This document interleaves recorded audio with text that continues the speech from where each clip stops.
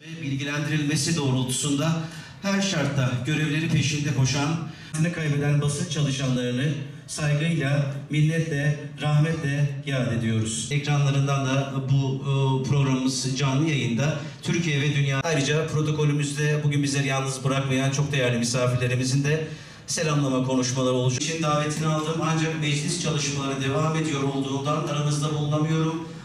Metin ile Malatya Gecesi adı altında düzenleyeceğimiz müzik çok değerli milletvekillerimizin mesajları var. Bunlarla hemen başlayalım. Selamlarımı gönderiyorum. Çalışan Gazeteciler Günü'nü kutluyorum. Ben bugünkü konuşmamı artık yerel medyanın dijitalleşmesine de dikkat çekmek için bu bölümü ayırdım. Tabii şu kısa bilgiyi de vermek istiyorum. Bakın 1250 civarında resmi ilan alan gazete vardı Türkiye'de.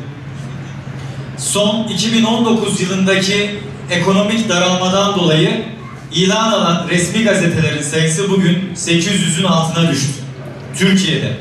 Bakın resmi ilan alan gazetelerin sayısı bile Türkiye'de çok ciddi anlamda düştüyse gazetecilik mesleğinde geleneksel medya anlayışıyla yola devam etmek isteyenlerin ne kadar ömrünün kaldığını herkesin çok iyi anlaması lazım.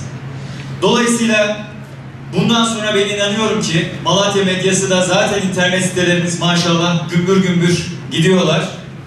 Aynı şekilde gazetelerimizde gerek YouTube kanallarıyla gerek televizyonlarımız zaten uydu yayını yapıyorlar. Onlar bir adım daha öndeler.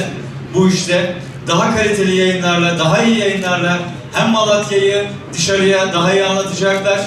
Gazetelerimiz yine bu dönüşüm sürecinden inanıyorum ki çok başarılı bir şekilde, daha güçlü bir şekilde çıkacaklar ve Malatya medyasını günümüz dünyasında 2020 artık teknolojinin konuşulduğu dönemde Malatya medyası da bu hızlı ilerleyişin içerisinde kendisine yer bulacak.